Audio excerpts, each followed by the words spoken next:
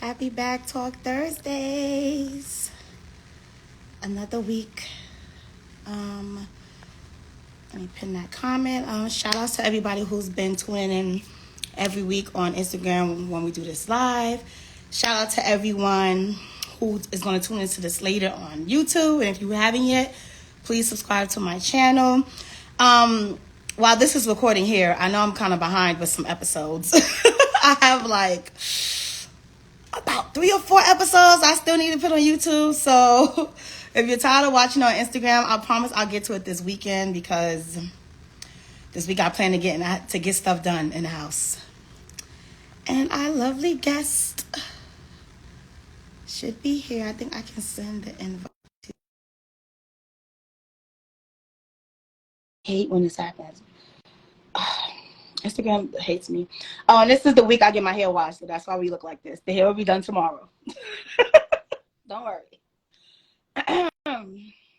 Just wait a minute until she joins. I wonder if is my sound good, you guys?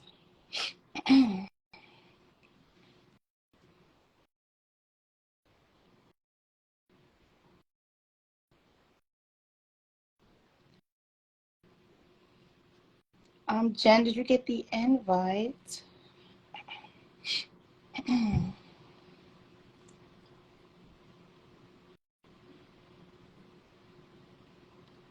keep moving.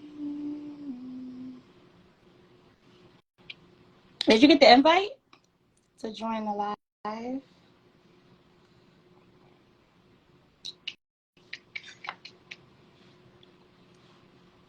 It says you're unable to join. Is it technical difficulties? I'll try again. Oh no, oh, you're not there anymore. Okay, you're back. I just sent it again. Oh, here we go. Hello. Hi. Hey, friends. It's giving sorry, not sorry. It's revamped. Oh, it's giving flashback, the original. Yes. For the girls who don't know, this is my amazing old co-host. Oh, that's then we don't do it no more. Not age. Oh, okay. Checking. From our Hey, cousin. podcast. Sorry, not sorry. If you haven't gone, it's still around. It's still out there streaming. It's still doing numbers, girl. We're very popular in Europe. Of course, we're hitters. Why wouldn't it? But it's like really popular in Europe. I'm like, it's so random. I'm like, why are people like listening to this even years later? What's up? I see so much love in the room. Hey guys. Oh yes, your supporters are going crazy in the comments when I posted the reel. It's really my mom. It's my mom from all of her accounts. You're officially my first guest I've had as a guest who was in the corporate space. Most of the people I've had on are like creatives, or I'm thinking back, I would say like freelance type of thing. Okay. But you're like the first person I have who's like in the corporate type of world. So this is amazing. You're breaking barriers. This is episode 11. So I had like 10 episodes of like creatives, and this is like, I don't know, it fit perfectly. Well, I'm really excited to be here. I'm so impressed with your growth, how you keep on making content. I see what you're doing, slithering. I see you sliding into those things. So I'm really glad to be here. I don't ever really consider myself corporate. I consider myself human first. You know, corporations stamp out humanity and individuality. So I'm in a space where like I'm trying to get people to celebrate the individuality, the diversity, and their unique contributions. But I also am an entrepreneur. I'm also a creative. I also have this side hustle thing going on, and I don't think there's any employees in the world left that don't have a bit of a side hustle. Right? So, right, it's a gig economy. Unless. Well, no, I'm not gonna say that too because you're in that. Feel free. I was gonna say. I'm thinking of the people I work for. I'm like, I don't think I see them doing side hustles. I think it's just a. I don't want to say passion project thing, but I feel like some people like have like a career path. They stick to it, and I feel like women like you, like me, because we have all these different talents.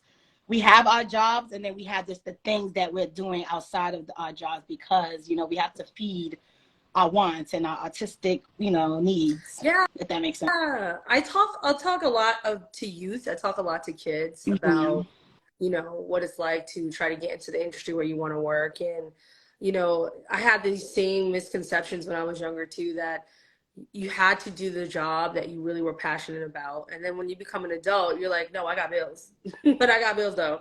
So when you conflicted about the career you want or the job you want, and you're not quite there yet, and you're just taking an in-between job, how do you feed your soul? Like, how do you continuously grow your creative side, your entrepreneurial side, and really feed the passions that make you alive, that make you human? And I have to tell people there's a difference between a job and your passion. And Mm-hmm. people people really need to understand those two things could be the same thing, or they could be very different things, but both are very necessary. Agreed. So, well, let's jump into that. So, right now, your title is you are the lead global inclusion and diversity. No, global inclusion diversity lead at Square Global. Mm-hmm. But I know you worked as like a in communications with my marketing, like a strategist. Like you've done all these things. So I want to know, how did you get specifically into like the diversity and inclusion space? Yeah, it was a long, perilous journey. Let me just start that. I started to want to work in diversity over 5 years ago. Mm, So actually, let's really put some timestamp on it. It yeah. was around 2015. So almost 8 years ago, right? This is follow along, guys. Get closer because it's going to be a story. Sit down. Go ahead, So, take your right. time. I got mine. So 8 years ago, I was working in finance. I've worked in finance most of my adult life, which is really surprising to me because the hair is up, but I am this colorful and loud always. And never in a million years did I think that I would actually be comfortable working in like predominantly white spaces, especially like investment banking and finance. However, I did the stint in PR. I started early career PR. I started in the creative industry and design, and I felt so much out of place. Like I never could fit in. I couldn't get the invites with the girls after work. And You? yeah, PR is just as white as finance. And when I say white, I'm not talking about the lovely people I know. I have a lot of friends with different backgrounds. I'm talking about the one with the Y in the middle, because it is very exclusionary based off of like, the traditions and systems that have kept this very privileged way of thinking and living intact for so long. So PR was like one of the toughest careers that I've had. Like I just never felt like Wow. I never belonged. And this was years ago. So it was even less diverse. So I usually was the only person in the room and the most junior person in the room. And so And you're vibrant, so I don't get. Well, did that work against you being vibrant? just because you're vibrant doesn't mean you're going to get invited to important client dinners. It Sure. doesn't make people feel like they trust your work or trust you with big projects. And so really that industry is about like really who you know and relationships. And it was very tough for me to build relationships in PR. And so I had to make a stand. So after my last PR gig, which was a complete nightmare, was one of those jobs where I just walked off in the middle of the day and like did a slow-mo walkout, like, bye. I did one of those. Yeah, I did one of those. I'm very proud of that moment. And after that, I was like, I got to figure this out. And so this is going back years and years ago. So this is about like 2008 was my last PR job. And I was like, no more. And I had to take a really scary leap. 2008, I was still in high school, by the way. Oh, God, don't do that. I just wanted to throw that out there. I wasn't much older than you, but I've been living alone for a while. So whatever. You're not. That's why I'm like, yeah.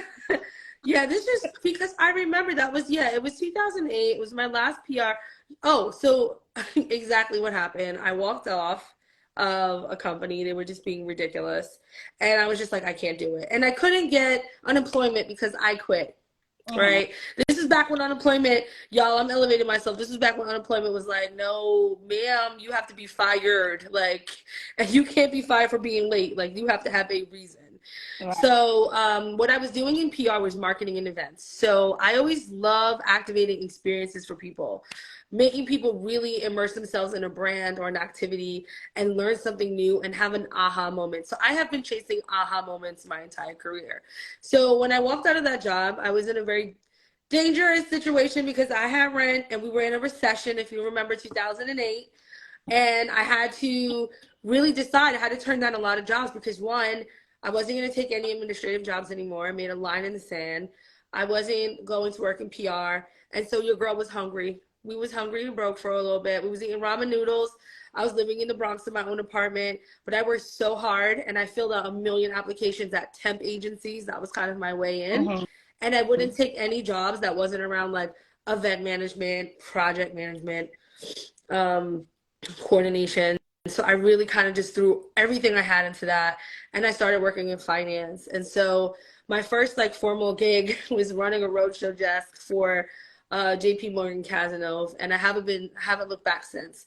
But what got me to really want to explore diversity and inclusion, which if you don't know what that means, it's really just running programs at corporations to help employees of color and women or people with ability issues feel like they have a place where they can work, where they can thrive and they can grow. And it's not just nice to do, it's a must need in order for businesses to thrive, because studies show that diversity is the winning component in successful businesses. So I take business strategy, a little bit of psychology, and marry those things with programmatic work to make sure that the companies that I work for have thriving cultures. And it took a long time to get into this field. So I must have said I wanted to work in like the human resources people field starting in 2008, but it wasn't until 2020, almost like we won't do the math because that's not my forte, but it wasn't until like it wasn't until almost like 2020, 2019 that I actually started to get to do the work that I wanted to do, because people didn't believe in the work. So there wasn't enough jobs for it. So I was working in finance. I was working as a VP of marketing and communications, one of the only Black women in a group of 800 people. And of course, being the only comes with being tapped for like, hey, do you want to go to Howard and help us with our diversity recruiting? Do you want to look at this advert to make sure it's not racist? And so I slowly became the expert on understanding like how we were marketing our content and our events to making sure that they were inclusive and marketed towards diverse audiences. And I really liked it, but that's not what got me to say, hey, this is a career choice for me. So as I was dipping my toe into the working with HR a lot on like campus recruiting strategies, helping us build committees to build new employee resource groups, which are big at corporations. You should be in like 7 of them, Gian. I'm in 2.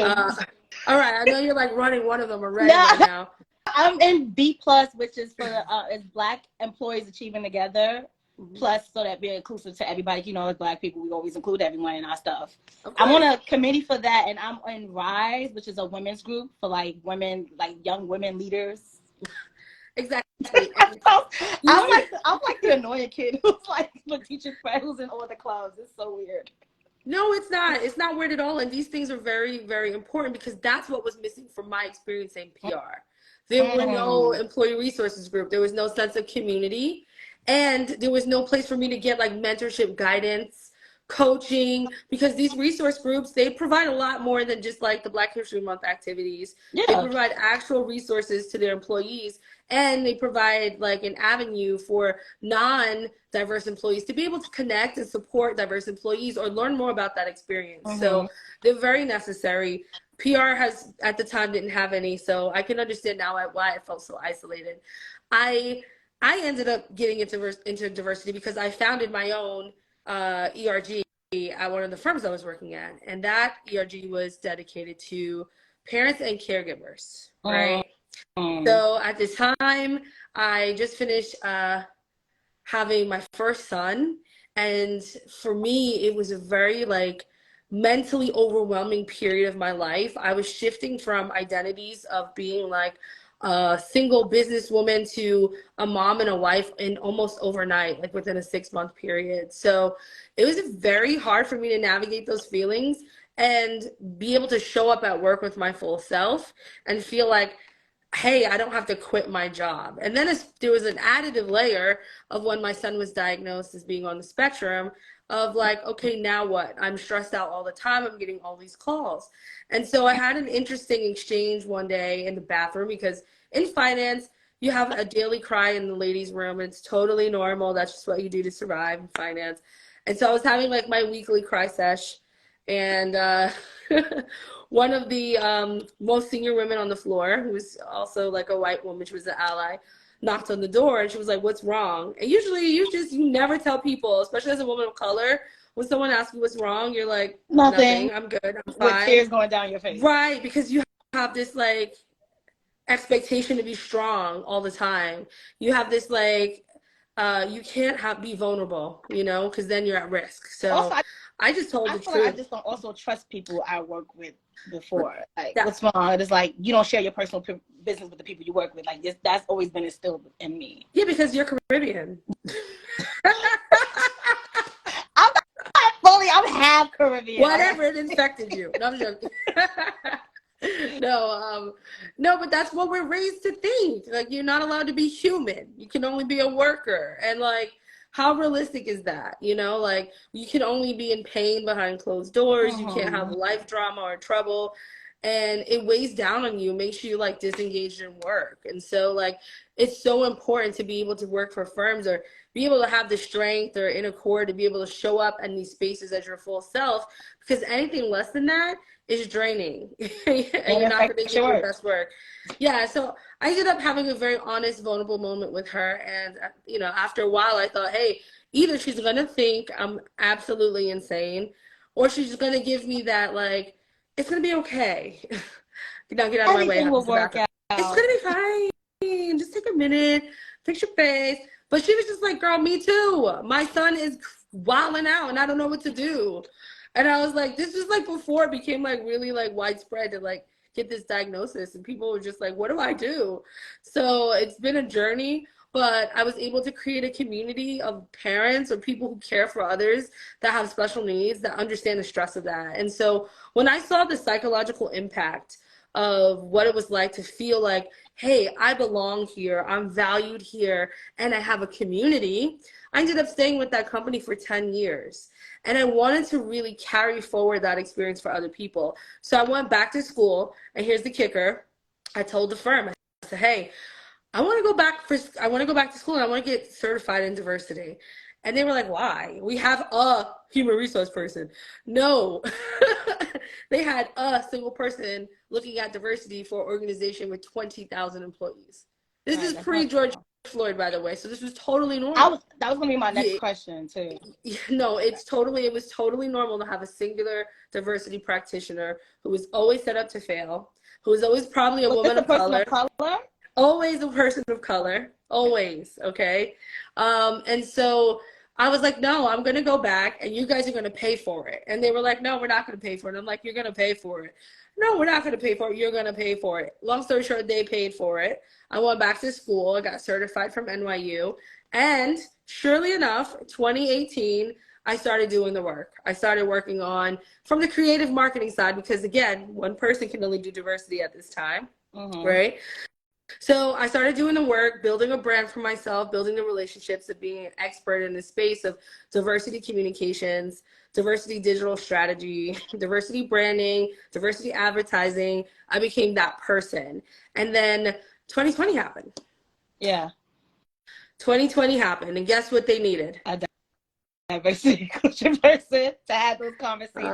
Oh, yeah. They needed someone that knew how to talk about it, what you need to say, where you need to be, how you show up, how you activate this, how you make your employees feel better. And I had all of those skills, and I was just in the space at the right, I want to say the wrong time, but at the right point in history where companies started investing in more initiatives that really cared about the culture and diversity of their staff. In your opinion, though, do you, because I've always wondered this, because I feel like so many companies out of nowhere, we have all these diversity, like all this stuff around diversity and inclusion wanted to be more involved since the George Floyd protest.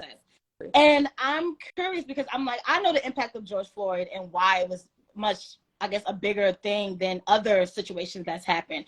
But it's still like, I don't know how to tell if a company is being genuine in their diversity stuff or just like, well, everyone's doing it, so we have to do it. Yeah.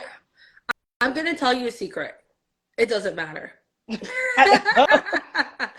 doesn't matter. Because 9 times out of 10, you know, there's going to be intrinsic and there's going to be like superficial motivators for firms in this space. But the point is that they're doing it. And even if the best companies with the best intentions, it's still a very hard job that most people fail at. Yeah.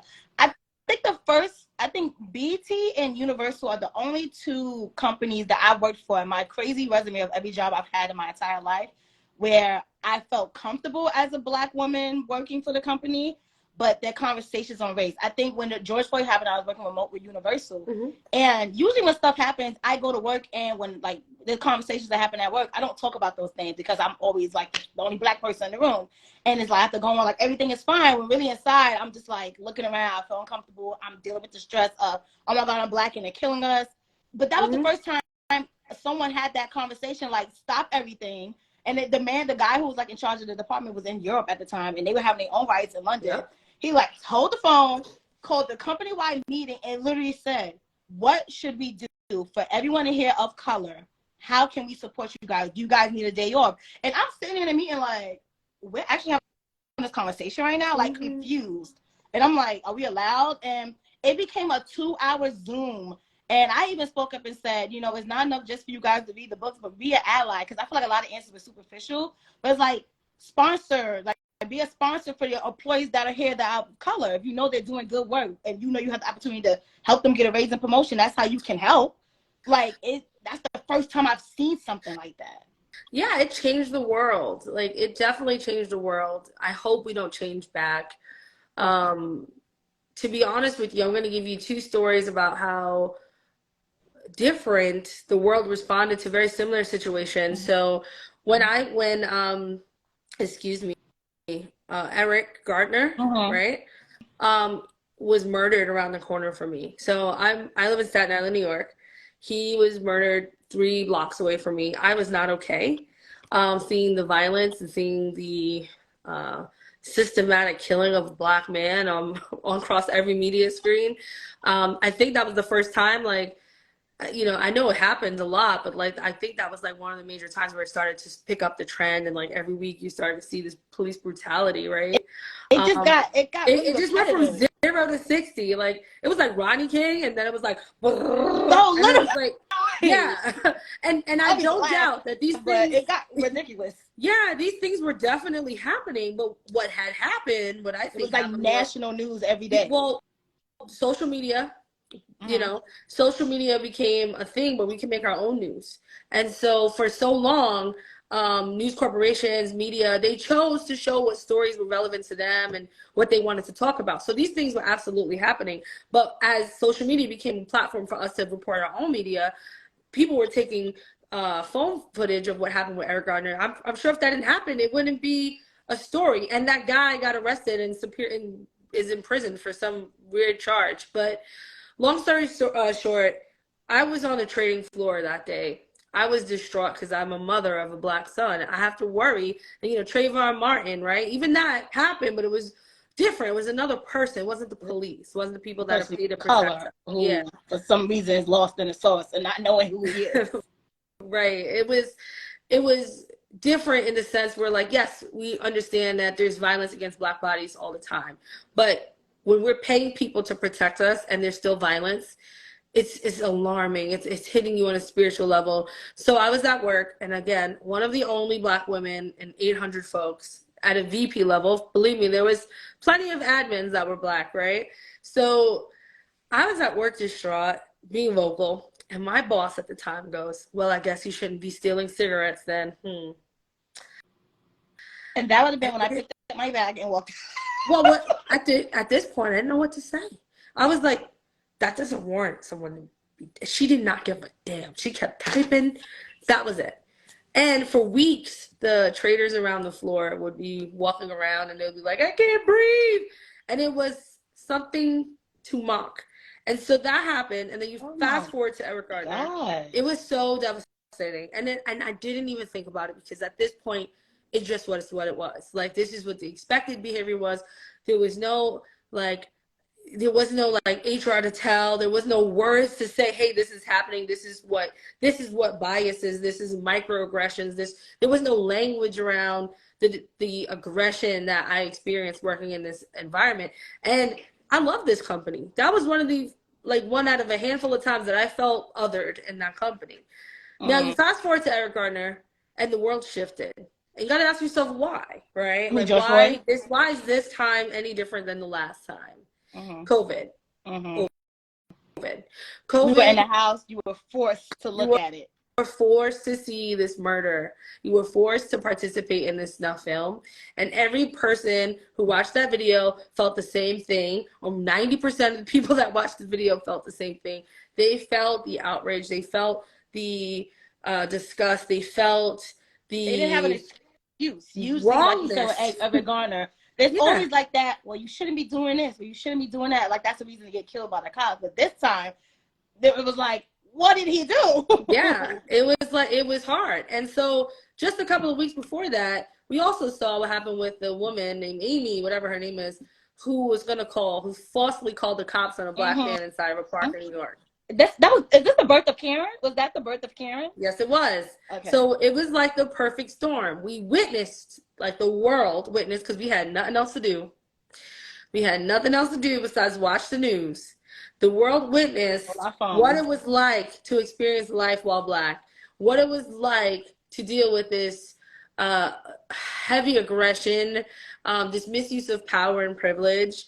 And they all, once again, was in the seat of what it's like when someone was driving that bus, right? And then Eric Gardner happened, and then the world was outraged. And so from that outrage, every company was like, what do we do? And so part of what they did was they made a lot of diversity roles. They donated a lot to the United Negro College Fund.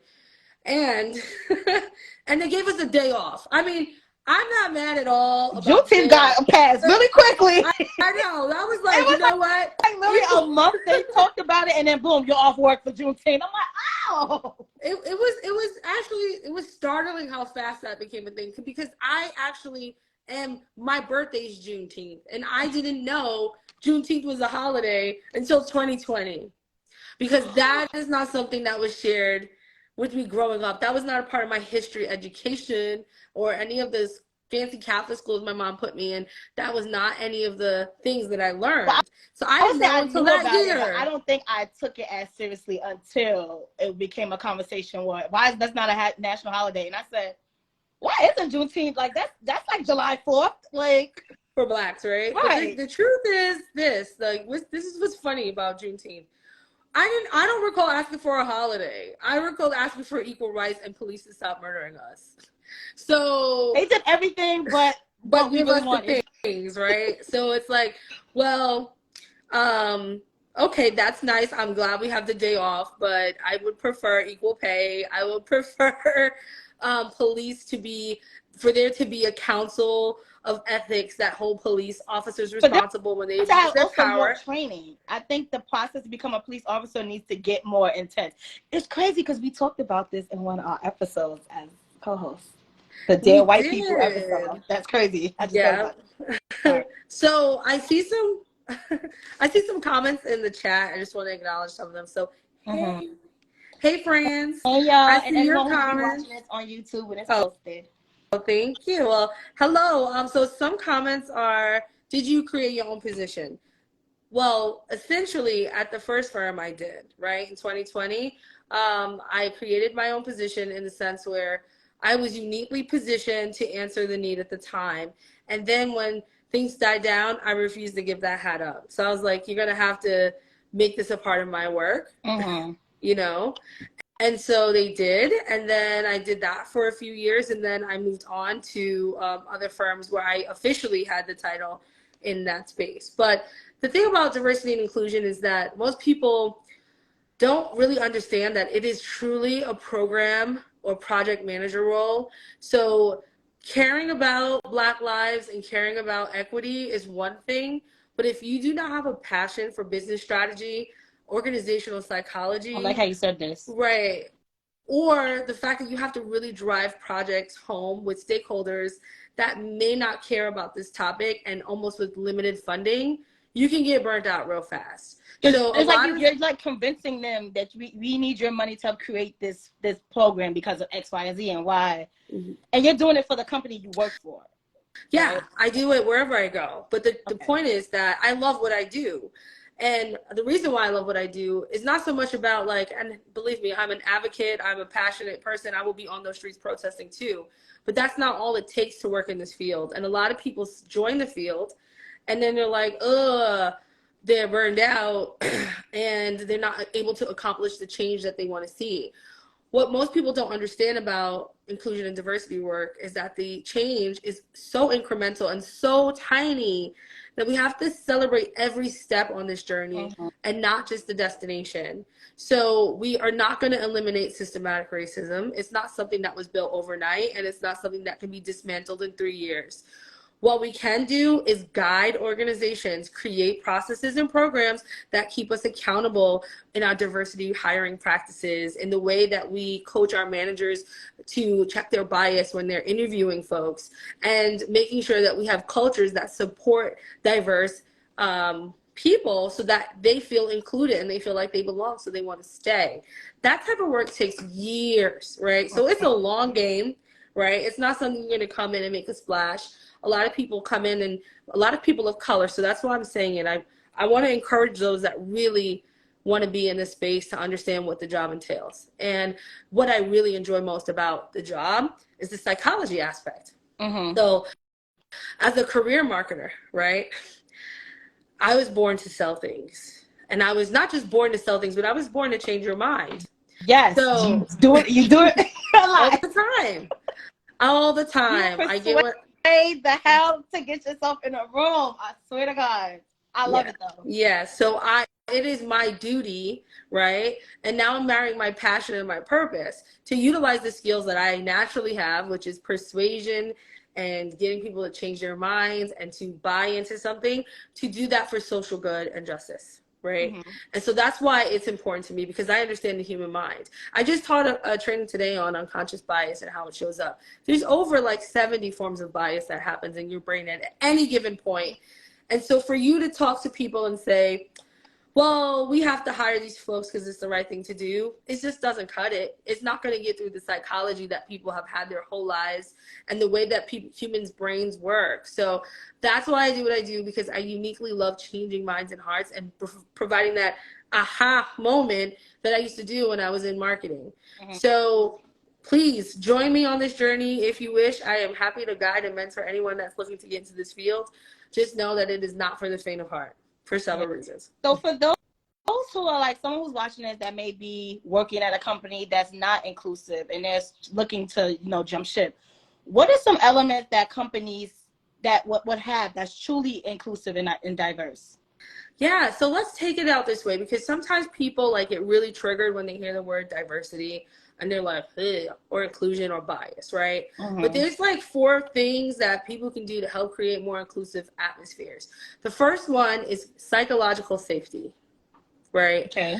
It is, most people are not familiar with this term, so I want to say really the layman's version of psychological safety is not feeling afraid to speak up, to have a different opinion, to be yourself, to be authentic, to share, hey, I'm just not in it today, my cat died, right? Without fear of judgment. And so a lot of firms, especially brick and mortar, old Wall Street firms, they do not have psychological safety. They want you to be afraid. They want you to feel like if you do anything wrong, you're going to lose your job, this thing, in order to succeed. So if you want to have an inclusive organization and culture, or if you want to make one, psychological safety is king. You have to help, people need to be able to feel like they're heard, that you're active listening, that you create space for them, and that if they make a mistake, that you have compassion and understanding to be able to course correct and pivot. You want to make people feel like they're believed in, because at the end of the day, a company's most valuable asset are their people. Right. Do you think a company that has a high turnover rate, or like people constantly leaving, would be a company that's they're not practicing that? Yes. Would that so that's a huge indicator of a company that doesn't have an inclusive culture. So we talked about psychological safety, and we're going to talk about pay equity. People want to be paid for the work that they do, and they want to be paid equitably for the work that they do. No woman wants to find out that a man that has their job is getting paid 3 times their salary, right?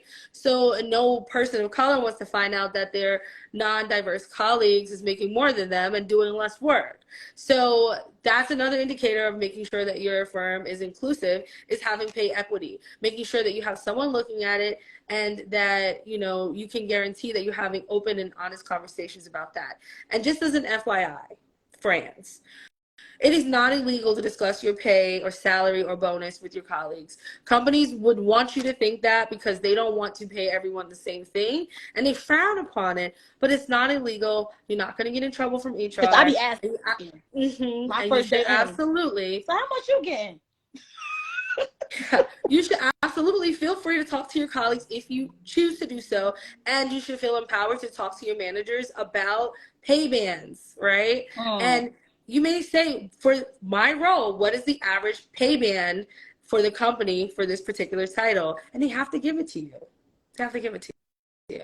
They have that law now where they have to post the salaries now, which is amazing. It's amazing, but it still ranges, and you also don't have to disclose your previous salary as well. But it helps when you're pitching the work to be done. But now, like I said, they made that a thing because they have to tell you what your pay ranges are so that you know that you're being paid fairly and equity. Some of the ranges are crazy. Like I saw a posting that went from 35,000 to like 120K, and I'm like, how? It depends on what markets those jobs are being posted in. So if it's being posted in like Montana, right, versus New York, that's why they do the range. But they probably just did it to CYA, cover their ass, right? Right. And, you know, they really want to give you 30K. Yeah. Oh, I see all the shouts in the comment. Thank you. Yes, you're famous, girl. No. Oh, use the Q&A feature, guys, so the questions could kind of just pop up. This is my 11th episode, and no one in the comments has yet to use that feature. And I'll be like, put it in there. So, and then another way that you could tell if a company is inclusive is the work that they do. Are they partnered? Are they giving? Are they partnered with the right charities? Do they have the right like sponsorship programs? Do they have mentorship programs?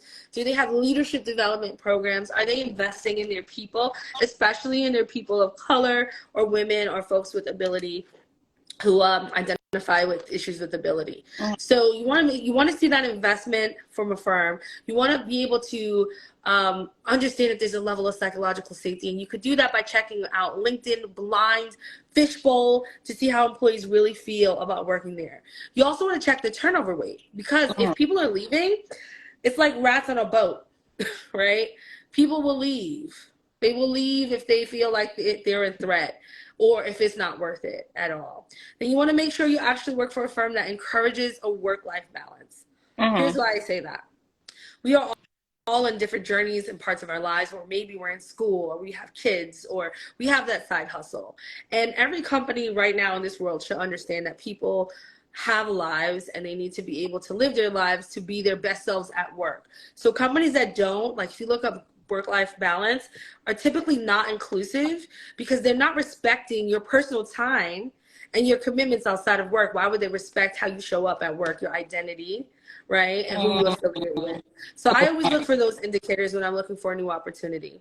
And then again, there's so many cool forms out there now. Like people are like really doing God's work. I don't know if you heard of Fishbowl, but if you join Fishbowl, you can join anonymously. You can find out all the tea on all the companies.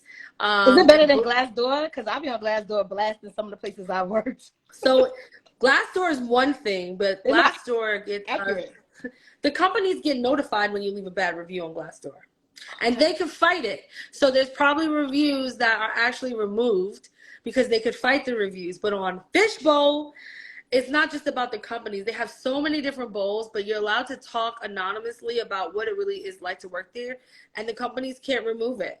And they can't find out who you are either. So I always check Fishbowl, and Blind is the same for like tech companies. Wow. I'm thinking because I'm about to go on there now and say some stuff. Because some companies I worked for was definitely violating some HR rules. I've heard some racist comments. I've had employees that are not of color. If I say good morning at my desk, they look at me and just keep walking, don't say anything. And it really mentally is draining because I feel like you're making me feel like I'm not worthy enough to be here. You don't have to respect me. Yeah. Respect and just treating people, being a good human is really what It is about to like making sure that you have a company that's inclusive. And the thing that I'm trying to like implement or bring wherever I go, excuse me, my earring is trying to play me. Um, you have to check the company's values. Every company has values, right? And they're like, oh, you got to do X, Y, and Z. But if their values are not rooted in inclusion, then they're not rewarding employees for being good stewards, right? Mm. So if you notice that your company's values and mission is not rooted in creating like a good space for their employees or rewarding like inclusive behaviors, then that's a big indicator as well. And I would also like to tell people that don't be afraid to talk to HR. Sometimes HR doesn't do much because they can't. A lot of people are confused about what HR does and what they can do. They think, oh, I have a bad day, HR can fix it. No, HR HR is still, again, is a business. It's a business leg. They work for the firm. They have to legally work on behalf of the firm. But if you get a good HR team, they do care about the people and they will coach and advise you on things you can do to make your experience better. But ultimately, they're supposed to coach the manager on how to manage teams better, right? And they can't do that if you don't flag it. And a lot of people go through work experiencing these aggressions, experiencing this exclusion, and they hold it inside thinking HR can't do anything. That may be very well, right? That may be the case. But if you don't report it and something really like nefarious happens, then it impacts your case to be able to sue. You have to be able to note it. Like, even if it's not formal, like, I just want to let you know what happened. You get that email documentation, you get the things you need to protect yourself as an employee, the same way the company is protecting itself as a company. What are some things that you may be trying to implement or you would like companies to implement to make sure they're actually having some steps to make their workspace more inclusive outside of like ERG groups and Black History Month and Women's History Month? Mm-hmm. I feel like I don't see examples of, I don't know, companies. I mean, I'm not in the space, of course I wouldn't see it, but like just like some real concrete steps to really make sure that they're like hitting the mark. Yeah, one of the biggest things a company can do is called an employee sentiment survey. And they should either be done, they should either be done annually, right, or biannually. And they should understand how employees feel when they show up at work, and not just diverse employees, but all employees. And then on top of like those sentiment surveys, they should really lean into, okay, so we know how all employees feel, but what about these diverse voices that we have? And really tap into what the people want and need. And through that survey, people should be able to recommend the types of programs and culture that they would like to see implemented at their employer, right? Another thing is that employers can make investments in professional development that specifically target women or people of color. And here's why that's necessary, right? Because of the way that most companies are set up and the way that we are promoted, it's generally relationship equity. And sometimes as a woman or a person of color, you may not feel great about building the relationships, or maybe you're introverted, or maybe you're just not invited into the room so you can build those relationships. So firms can take an extra step to invest in partnerships and bring people in, help train folks up on how to network, how to build up their business book, how to be in the room, and how to like really like accelerate their own learning around career development is critical to helping create inclusive companies and cultures. The last thing, there's many things to do, but you want to also work for a firm that invests in management training when it comes to checking your bias and becoming an inclusive leader. This is not something that's taught in school. It's not something that any leader before 2020 was expected to know. Right? So there is a huge educational gap and opportunity at the same time present to training current leaders of organizations on how they can think more inclusively, how they can check their own bias, and how bias creeps into the hiring process, the promotion process, and the retention process. Until those things are addressed, we're not going to have very many inclusive firms. But the good news is that a lot of this stuff is in flight already. And as people on this call, you guys are actually the people with the most power in the room, because you can just go to your job and ask, what are they doing? What are they doing about these things? And sometimes they're doing a lot and employees don't know because it just falls through the informational gaps. Right. Right, right. That's kind of the main reason why I wanted to join an ERG group. I initially wanted to join because I'm like, oh, Paramount is so big. I want to get in good with all the other departments, all the other networks, so that when jobs are posted, because I like that you could just post in there like, oh, my friend applied to this job. Does anyone know who the hiring manager is? And it's always someone who knows someone to be like, yeah, I actually work for her. Let me pass along her resume or blah, blah, blah. But then when I started like seeing what's like all the stuff that they're actually doing, like for Black History Month, there was a lot of programs and they had their hands in a lot. And I was like, oh, like this isn't just, oh, Black History Month, we're going to serve chicken in the cab. Like it's actually a lot of good programs. For Women's History Month, it was like, it was a program on like how to advocate for yourself, you know, asking for a raise, like all these virtual and in-person events. And it wasn't like, I feel like some events are so big and it's just so repetitive, like regular things. But they had like real programs to kind of teach you things that will help with your personal growth and also as you're climbing the corporate ladder, which I truly appreciated because I'm a person who just wants to get to the top. Well, I'm just going to drop a little tidbit because it is still Women's History Month. And I just went through a session last week on how we can promote ourselves and our work. And so every woman or every person on this call should have a thing called a hype doc. A what? A hype doc. It's a doc that you keep, right? And you put all your wins throughout the year and all the things that you've done great at your job. You put the dates, you put the people impacted, the money you've saved, the programs you worked on, and you keep that doc live. So as it's happening, you don't have to think about it later when it's review time. You put it there throughout the year. So when it's time for your review, baby, you just pull out that hype doc and be like, hey, here's what I've been doing. I do that, but I do it. I flag and pull emails where I was like, someone said thank you to me. Oh my God, you did an amazing job with this. Something, but it's always stuff that's outside of my job role to show that I'm functioning outside of my title. But I never thought of like that way. Yeah. I always just put it right when someone actually responds and gives me like a thumbs up. Never just, oh, I did this. No, see, you gotta, because if you only think about the work that you're being congratulated for, which is probably not even half of the things that you're doing, right? Yeah. Right? Then you're not gonna have the whole picture. So you gotta be your cheerleader and your hype person, and you gotta make your hype doc. And it's easy to do. You just get a framework. It's called Hype Doc. You got it right, Michelle, aka Mommy. Is it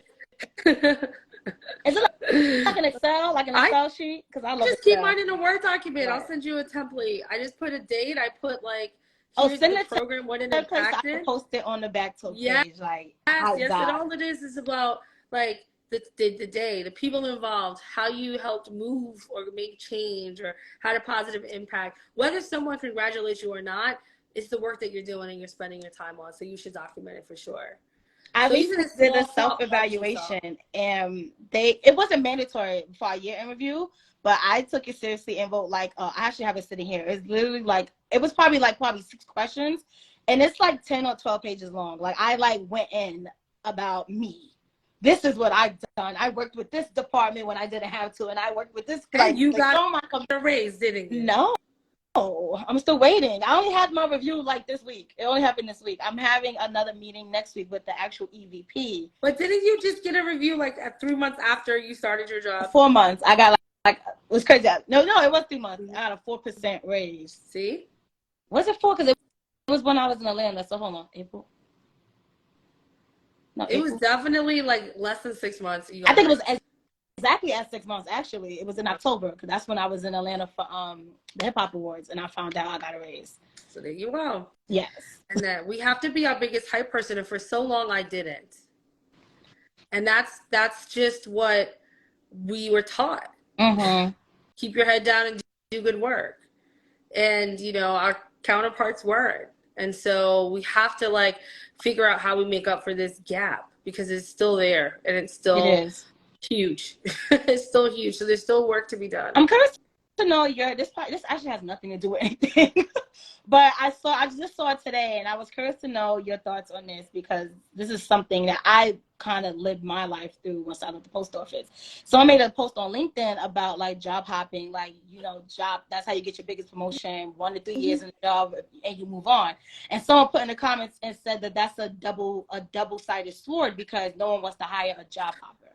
And I was like, and I used to talk to my sister about this because she works at HR and I'm like, Yeah, I don't know. Jobs want me because on my resume, they like, this girl be leaving jobs just like that. But every job I've left, I've gone to something better. Like I always leave for a reason. Either I don't feel respected, and I feel like I exhausted my resource, and constantly saying the same thing. I need more money. I'm doing more work. I need it to match. So, what are your thoughts on that? Well, I have mixed thoughts on it, and then I want to hear what your sister said. But as a hiring manager, I wouldn't necessarily think that someone who switched jobs a lot was necessarily a bad thing if they had adequate excuses for it. Now, don't get me wrong. I don't want to see someone at a new job every 6 months because that's not showing like long-term commitment, right? That's not showing anything. What I'd like to see in a resume is what did you solve for in the period that you were there? How did you have an impact? And then I want to know, like, why did you leave?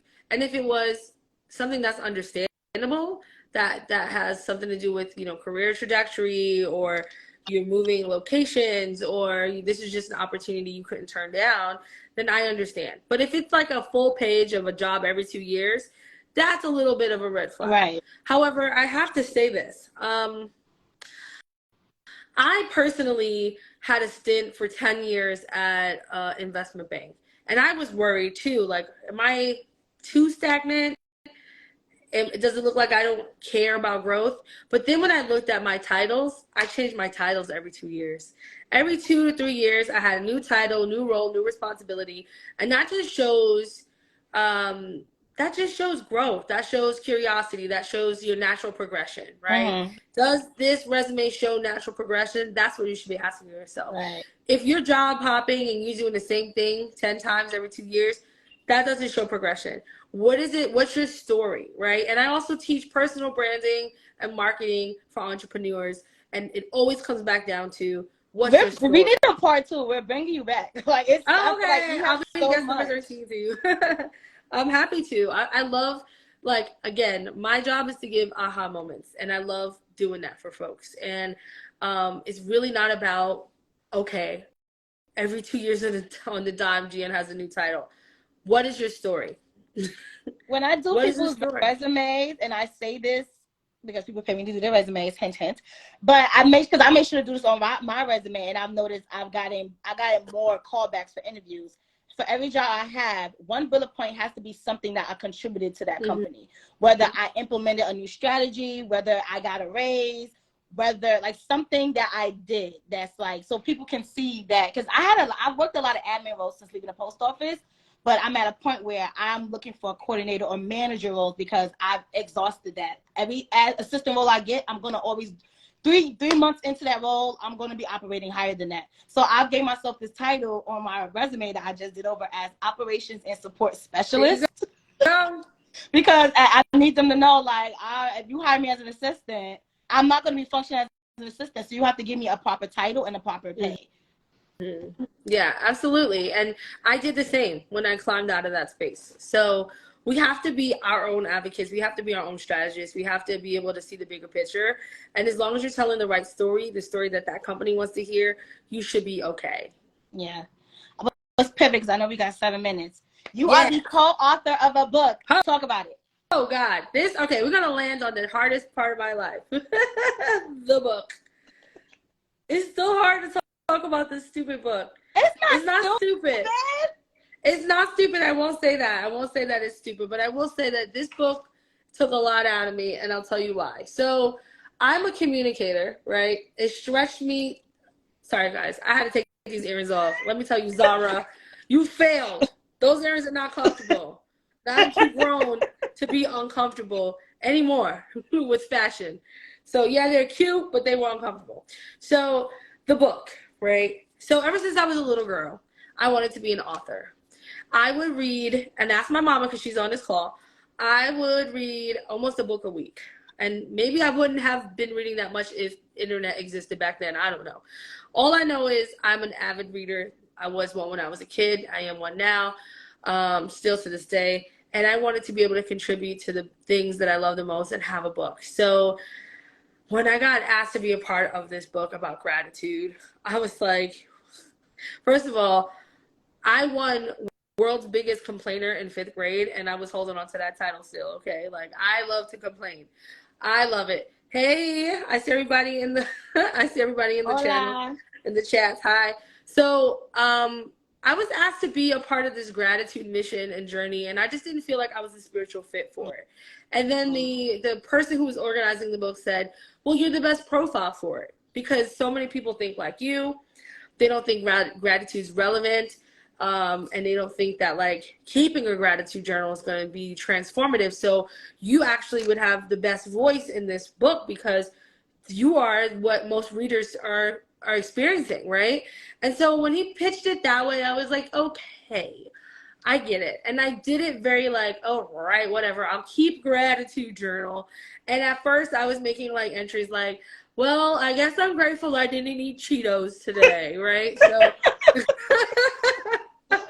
so I started off doing it like just very like from a sarcastic lens, and I was like, this is it.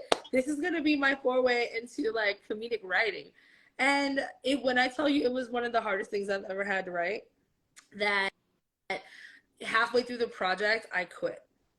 And I said, I can't do it. I felt so much anxiety about my writing. I felt so uncomfortable sharing this stuff with the world. And I just didn't have the energy. Like I would put it off. I was doing some real like procrastination stuff. So I told the guy, I said, listen, I can't do it. I'm sorry. I don't want to hold you up. And so he said, no problem. And so I had so much regret in my soul. And then a year later, he came back and said, hey, I'm right. I'm doing another one. I'm doing another anthology. And I just wanted to check in to see if you felt like you could participate this time. And I said, yes, because I had all this regret about not like achieving a life goal. So I went through this very painful process of doing the work. It's not fun. Going to the gym is not fun. Doing the work you need to do to change your life is not fun at the time. But it's rewarding.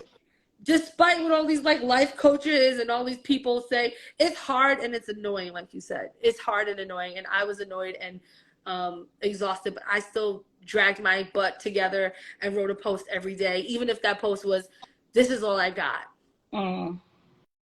So I noticed that over time, I started to get more comfortable with my writing. I started to leaning on tools like voice to text because I was editing the words as I was writing them, which is a disaster for any writer. So I just established really healthy tools to be able to get this done. And I finally was able to finish my chapter, which is called Gratitude for Beginners. Yeah. And so that journey was really brutal. I will say gratitude is bigger than saying thank you. It is a way of life, it's a practice. It is the fundamental belief that no matter how hard things get, tomorrow could be better. I didn't say it will be, could be. And even no matter how hard things get, that you still have gratitude in your space because you're alive, you're breathing, there's still people around that love you, you still have things to be grateful for. So those practices really did change my life. It changed the trajectory of my life, actually. So I'm glad that I did the book. But the worst part about the book is that I wrote a lot about my ex-husband in that book. So I essentially wrote a book about someone I ended up leaving. So I never really promoted that much, but it's really a timestamp for me. And it really shows, like, for me, it's something that was like my biggest fear, that I was able to conquer it. And it wasn't pretty. And I hate that people glamorize it. So if you have anything, I know we only have 2 minutes left. For everyone on this call, I just want you to know. Won't cut the live, and I hate that they do that. All I want you to know is that it's rough out here, okay? It's not always going to be pretty, and it's not always going to be easy. Don't give up. Don't think that the work to be done is glamorous, because what you see on Instagram, what you see on social media is when people are celebrating, but you don't see the process. You don't see the pain. You don't see the crying. You don't see me almost fighting my editor when he had one suggestion. Just one. I was about ready to be like, what you saying about my writing? Like, it was brutal. But I still am very proud of that book.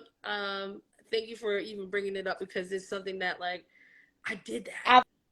That's why I wanted to bring it up, because I know it's probably not something you want to think about because of that aspect, but I think it's something that people should still go to look at. And to hear more about it on one of our podcast episodes. Hey, I wonder if I still have time to ask this last question before Instagram cuts it off. Okay, one last question. Describe yourself in 3 words. Hopefully they don't cut this off. Fun, fabulous, and fierce. Period. Well, thank you for coming on. I'm scared because I know they're going to cut this shit. Thank you for coming on. Make sure you follow Jennifer on Instagram at Jenni, JENNI.Lewis-Ford. And this will be going up on YouTube. Subscribe to our YouTube. And, follow her for more advice on personal branding, diversity, and inclusion. I talk to her about all the things. Basically, go to her. She's an encyclopedia. Thank you. I love you guys. Thanks, JiJi. Proud Thank of you. you so much. I love you. Bye.